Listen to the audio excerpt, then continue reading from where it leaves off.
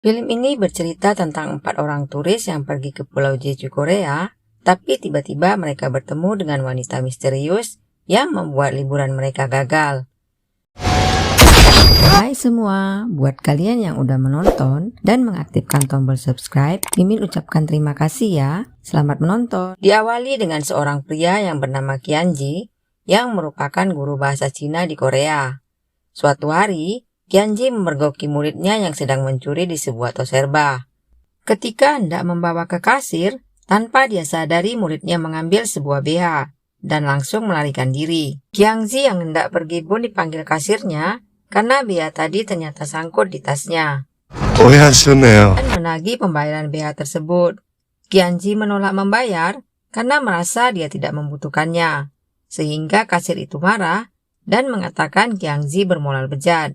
Kebetulan saat itu, kepala sekolah sedang lewat dan menyaksikan perkelahian mereka. Kepala sekolah pun mengingatkan Qianji untuk tidak berbuat onar kalau ingin menjadi pengajar di sana. Murid yang tadi ditangkapnya pun mengejeknya dari belakang. Kepala sekolah meminta Qianji untuk membawa BH tersebut dan menagih pembayarannya karena tadi sudah dibayarnya. Karena hendak cuti, Qianji menelpon teman dan adiknya di Cina yang akan datang liburan ke Korea. Tiba-tiba, Qianji melihat muridnya tadi bersama seorang pria dan menduga itu orang tuanya. Qianji lalu mendatanginya dan mengatakan kalau kejahilannya tadi pagi sudah keterlaluan. Melihat anak itu seperti hendak menangis, Qianji menduga pasti dia menyesali perbuatannya. Belum selesai berbicara, tiba-tiba mobil itu langsung pergi. Keesokan harinya, Qianji pun bersiap-siap hendak menjemput adik dan temannya. Di bandara, temannya yang bernama Saner, Dato dan adiknya Papa sudah menunggu kedatangannya. Tidak berapa lama, Qianji pun tiba dengan membawa sebuah mobil. Qianji mengatakan kalau dia sengaja menyewa mobil tersebut agar mereka merasa nyaman. Mereka pun langsung menuju ke Pulau Jeju dan merencanakan hendak pergi ke klub malam. Karena sudah merasa kenyang, Papa menyimpan makanannya. Saat di jalan, mereka melewati sebuah mobil yang sedang berhenti dan tertancap kayu. Mereka memutuskan untuk kembali dan melihat di dalam ada seorang wanita yang bernama Jian. Qianji mencoba menghubungi ambulans, tapi semuanya sedang sibuk. Mereka pun memutuskan untuk membawanya ke rumah sakit. Sebelum pergi, Saner mengingatkan Qianji untuk menyimpan semua foto-foto mobil tersebut sebagai barang bukti kalau mereka bukan menabraknya.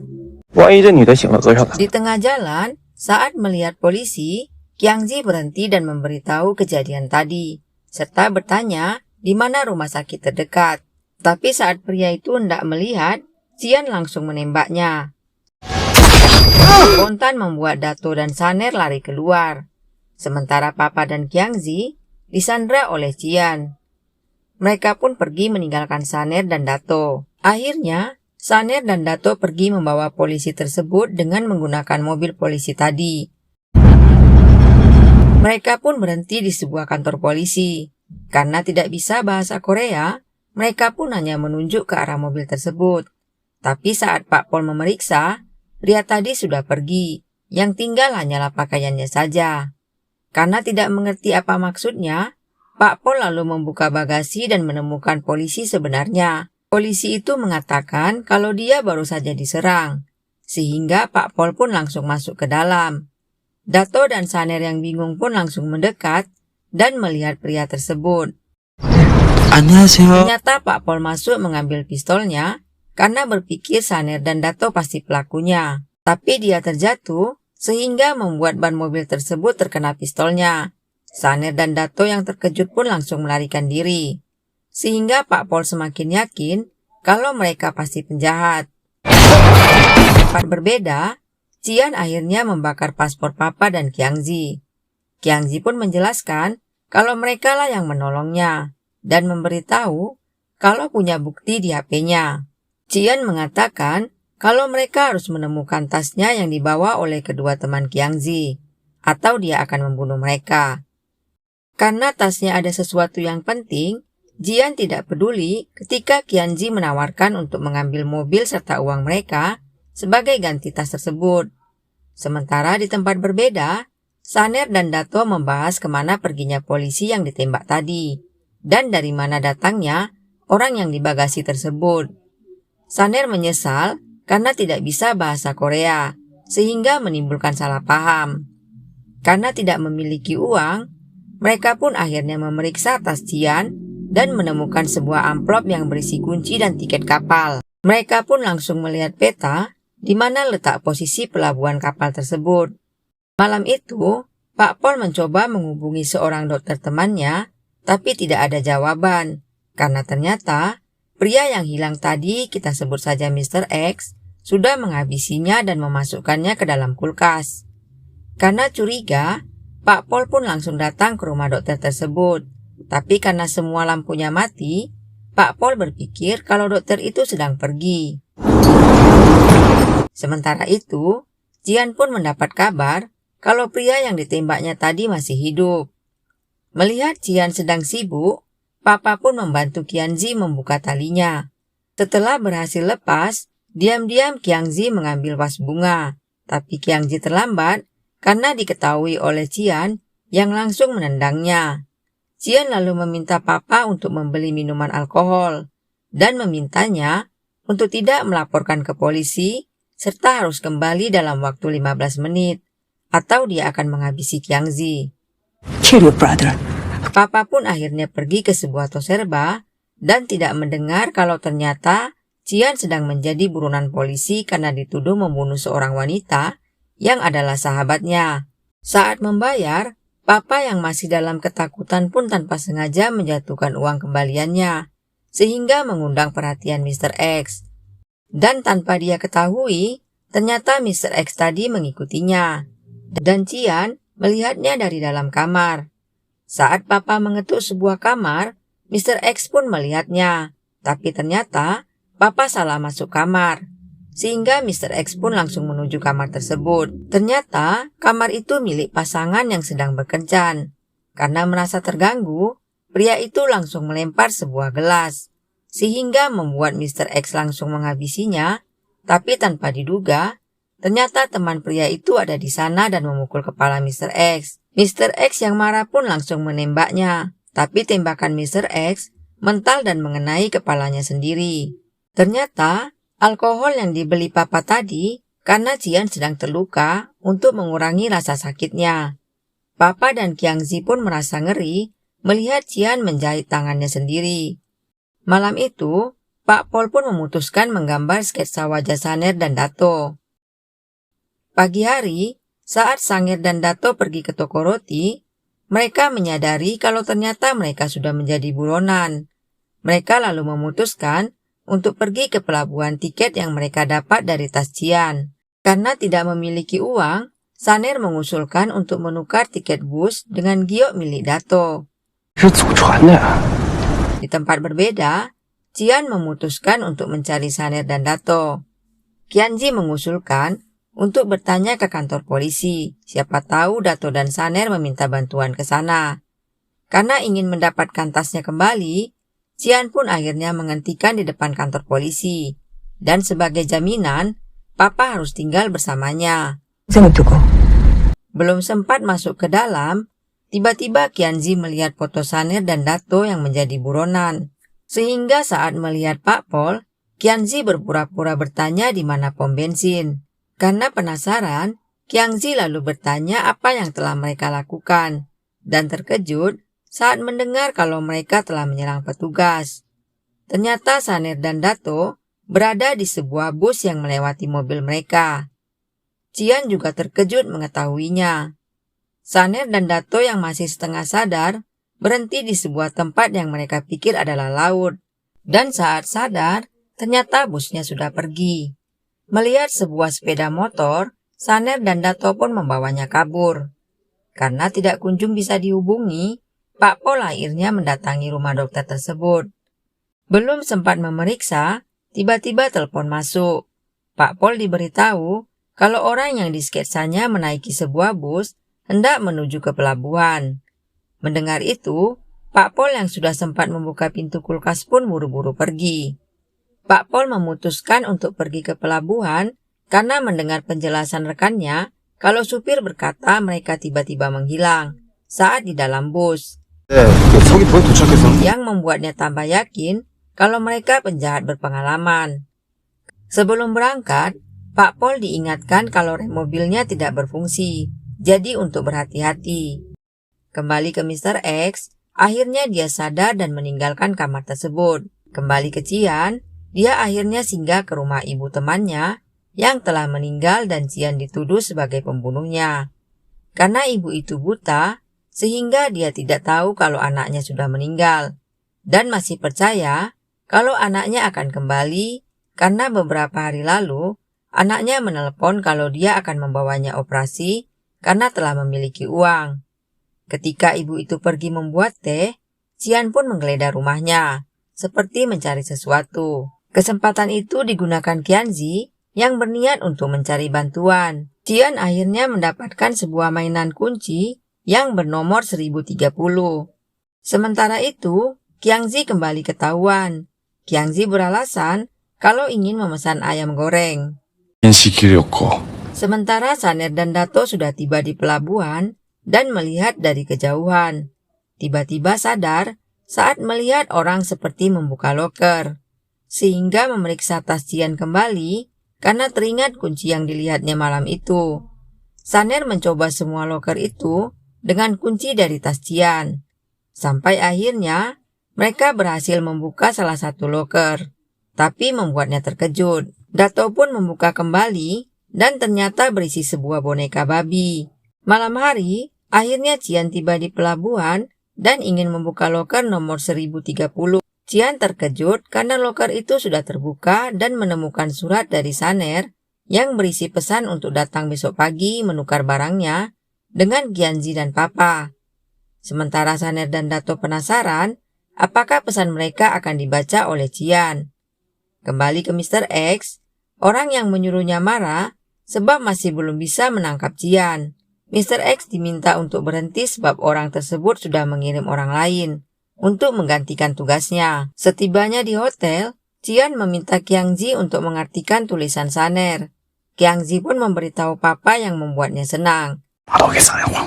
Karena mereka berbicara menggunakan bahasa Cina, Cian pun kembali menutup mulut mereka. Dan Pak Paul ternyata menginap tepat di bawah kamar mereka. Cian lalu menghubungi seseorang dan memberitahu kalau besok pagi dia akan mendapatkan barangnya dan meminta kiriman foto seseorang. Malam itu, Saner dan Dato memutuskan untuk menginap di gereja. Bahkan sebelum tidur, Dato berdoa untuk keselamatan mereka. Tiba-tiba Saner terbangun karena didatangi seorang pendeta. Dengan bahasa Inggris, Saner terbata-bata menjelaskan pada pendeta tersebut kalau mereka kehilangan dompetnya. Tapi ternyata pendeta itu tahu bahasa Cina yang membuat Saner senang. Mereka lalu ditawari makan oleh sang pendeta. Tapi tiba-tiba pendeta tersebut kedatangan orang yang menunjukkan foto sketsa mereka. Dan secara mengejutkan, Cian sudah berada di depan mereka dan langsung menembak Dato. Tapi ternyata itu hanyalah mimpi Saner. Saner terkejut karena pendeta yang sama dengan mimpinya sudah berada di depannya. Dan anehnya, pendeta itu juga mengerti bahasa Cina, lalu menawarkan mereka makanan persis seperti mimpinya. Saner yang ketakutan pun menceritakan mimpinya pada Dato.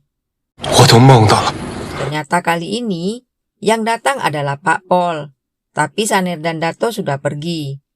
Saner mengatakan kalau dia takut mimpinya jadi kenyataan. Sementara itu, Cian dan Qianzi menuju ke pelabuhan. Lalu sebuah mobil patroli lewat yang membuat Cian melaju pelan.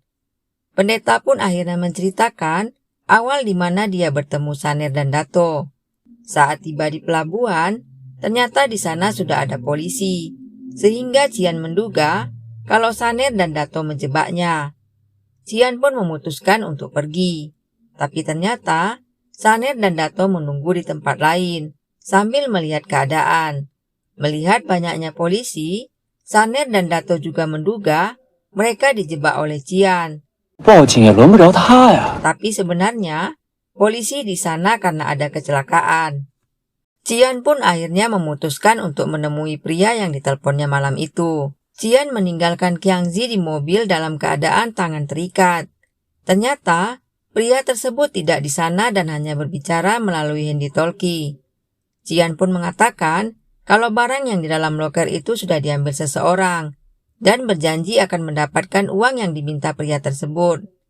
Sementara di mobil, Qiangzi berusaha untuk mencari sesuatu, tapi malah menemukan roti papa yang sudah busuk. Saat ingin kembali membungkus roti itu, Qiangzi melihat sebuah berita di koran kalau Cian sedang buronan karena membunuh. Kembali ke Cian, pria itu memberinya sebuah hadiah yang berisi potongan jari.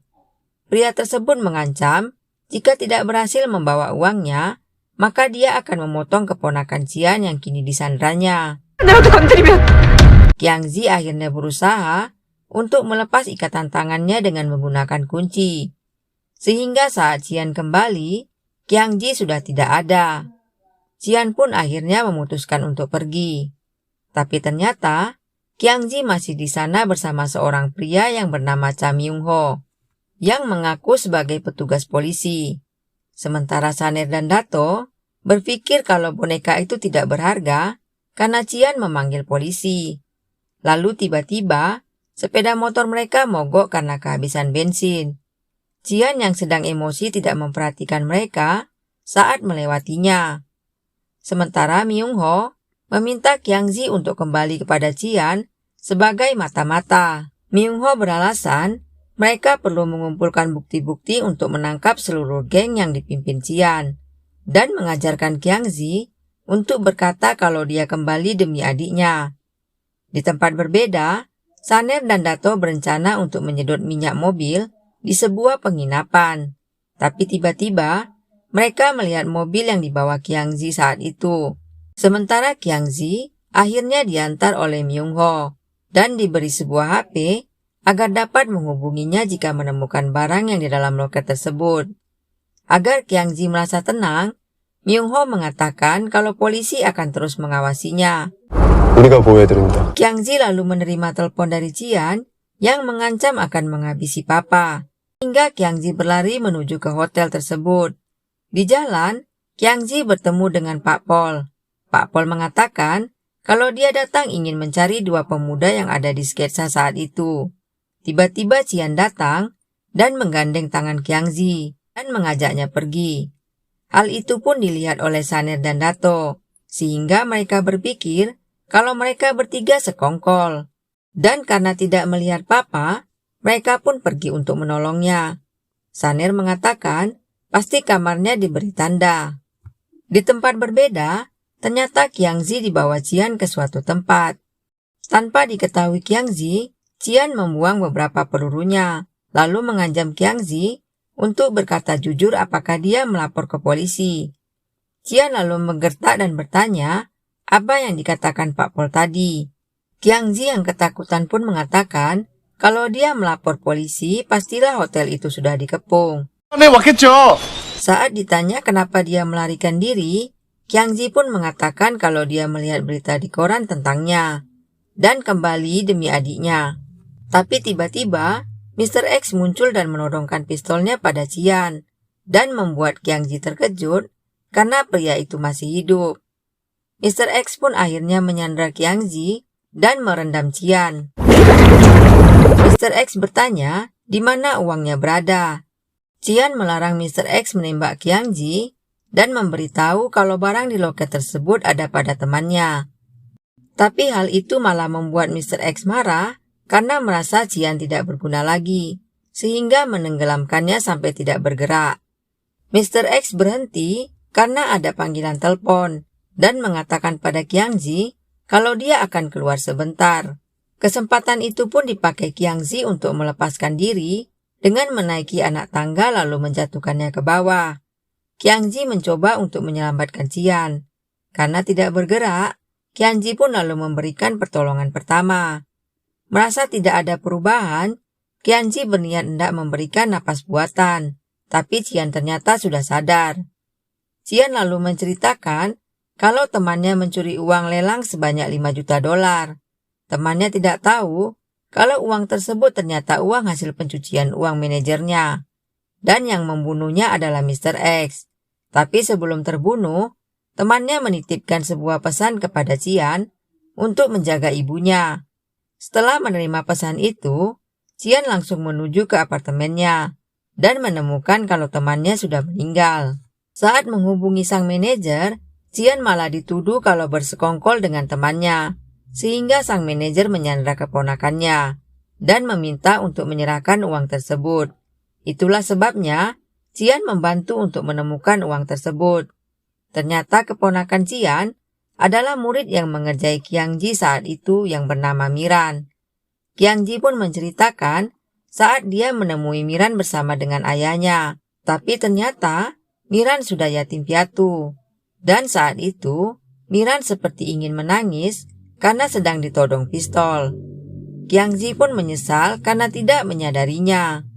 Saat mereka kembali, langsung ditangkap oleh Saner dan Dato. Mereka pun langsung disandra. Saner dan Dato serentak mengatakan, "Mengapa kau sayang dengan si Jalang ini?" Sehingga Qiangji meminta mereka untuk berbicara sopan. Saner malah menduga kalau mereka berpacaran dan berniat untuk melaporkannya ke polisi. Tanpa mereka duga, ternyata Cian bisa bahasa Cina dan mengatakan kalau dia bukan penjahat.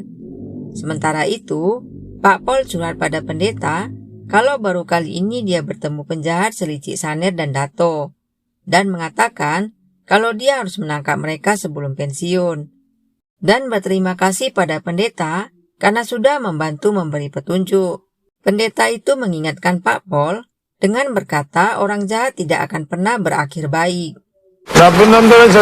Ternyata Myung Ho adalah orang pengganti Mr. X, dan malam itu Mr. X diminta untuk berhenti karena Myung Ho yang akan melanjutkan tugasnya. Myung Ho mengatakan kalau dia sudah mengatur strategi dengan berpura-pura menyamar jadi polisi. Myung Ho bahkan menyepelekan Mr. X dan mengatakan kalau dia layak pensiun, lalu menawarkan Mr. X untuk bekerja di perusahaan temannya, sehingga hal itu membuat Mr. X sakit hati dan langsung menghabisi Myung Ho, serta mengambil handphonenya. Akhirnya, Qiangji menjelaskan pada Saner dan Dato cerita yang sebenarnya. Qiangji mengatakan kalau dia berniat membantu Cian, tapi Saner menolak karena tidak ingin membahayakan dirinya. Qiangji bingung saat mengetahui kalau isi dalam loker itu adalah boneka babi. Mereka pun memutuskan untuk membuka isinya, tapi ternyata tidak menemukan apa-apa. Sehingga Papa berkata, mungkin orang lain sudah mengambil barang pentingnya. Cian pun akhirnya memutuskan untuk menolong Miran sendiri. Melihat Qiangji bersedih, Saner meminta untuk tidak terlalu memikirkannya. Saat Qiangji minum, tiba-tiba minumannya tertumpah. Qiangji melihat barcode minuman tersebut, yang membuatnya tersadar pastilah kodenya barcode boneka itu. Tiba-tiba, HP Myung Ho yang dipegang Mr. X berdering. Ternyata itu Qiangji yang masih berpikir kalau Myung Ho adalah seorang polisi, sehingga memberitahu kalau dia sudah mengetahui kodenya dan meminta untuk mendatangi sebuah tempat. Pagi itu, Qiangji pun langsung pergi menggunakan sepeda motor ke tempat Cian dan meninggalkan pesan pada Papa, Saner, dan Dato. Saat Papa pergi ke toilet, Pak Pol masuk dan langsung menangkap Saner dan Dato. Saat diharap, tiba-tiba Saner dan Dato mendengar sesuatu. Ternyata Papa memukul Pak Pol tersebut. Karena tidak ingin terjadi salah paham, mereka pun memutuskan untuk pergi ke pendeta tersebut karena mengerti bahasa Cina. Akhirnya Pak Pol mengerti setelah Pak Pendeta menjadi translatornya. Mereka pun memutuskan untuk pergi ke tempat itu. Sementara itu, Miran akhirnya bertemu dengan Cian. Cian pun meminta untuk melepaskan Miran dan mengancam akan menembak kepalanya. Tidak berapa lama, Qiangji pun datang dan memberitahu kodenya pada Cian. Cian pun langsung memasukkan sandi pada laptopnya, dan ternyata berhasil. Sehingga Miran pun berhasil diselamatkannya. Miran pun mengejek Qiangji karena tidak tanggap saat itu. Tapi tiba-tiba, Manajer itu tertembak dan pelakunya adalah Mr. X. Mr. X bahkan berusaha untuk menembaki mereka. Mereka pun akhirnya memutuskan untuk bersembunyi di dalam mercusuar. Qiangzi lalu menutup pintunya menggunakan sebuah lemari. Qiangzi lalu mengatakan kalau polisi mungkin akan datang karena sudah diteleponnya tadi malam. Rombongan Pak Pol pun akhirnya menuju ke sana. Tapi pendeta melaju dengan sangat lambat, sehingga membuat Papa komplain. Mendengar itu, pendeta pun langsung tancap gas. Karena polisi tidak kunjung datang, Qiangzi pun memutuskan untuk menghubungi Myung-ho kembali. Tapi merasa aneh karena mendengar suara nada dering yang semakin dekat. Dan saat dimatikan, nada dering itu berhenti. Sehingga dia sadar kalau itu adalah Mr. X. Pak Pol pun akhirnya tiba dengan melaju sangat kencang. Melihat itu, Mr. X pun langsung menembaknya. Pendeta baru sadar kalau ternyata remnya blong. Sehingga mereka berusaha untuk menghindari tembakan Mr. X. Mobil pun berhenti saat mereka menabrak Mr. X. Mereka pun buru-buru keluar saat melihat Mr. X tidak bergerak. Qian pun akhirnya berterima kasih pada Qiangzi karena telah membantunya. Sementara Miran meledeknya untuk memakai BH yang dibelinya saat itu. Sedangkan Saner, Papa dan juga Dato pergi kembali ke pelabuhan. Mereka menemukan uang 5 juta dolar. Ternyata saat keluar dari mobil, Saner menemukan kunci lainnya yang membuat mereka gembira. Dan pendeta meminta Pak Pol untuk mendoakannya karena telah membunuh Mr. X.